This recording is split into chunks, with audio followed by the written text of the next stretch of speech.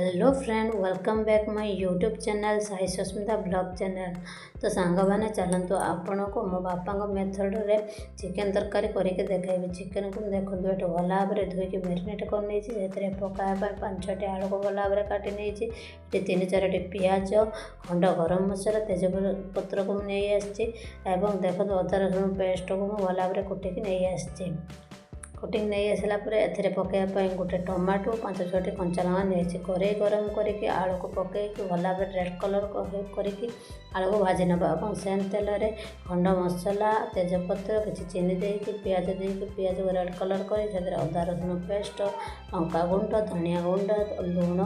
स्वाद अनुसार और हलदी पकई भल भाव कषा मसला कषा हो गले मीट मसला पकड़ा मीट मसला हो गले काटिक रखिदा टमाटो को आम देदेव ताकू मसला को आम भल भाव किसी पानी देकी फुटई नवा मसलाटी भल भाव तेल छाड़गले से आम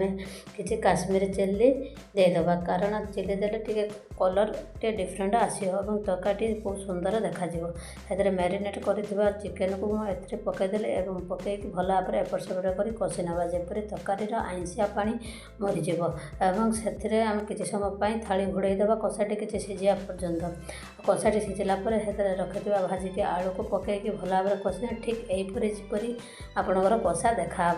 खूब सुंदर लगे कषाटी भल भाव होगला आम किसी पानी देदेवा पानी भल भाव फुटिले गोटा कंचा लगा हाथ में पकईदेवा धनिया पत्र पकईदेवा देखो यहाँ मोर फाइनाल लुक केते सुंदर देखा ना आपण मैंने निश्चय घरे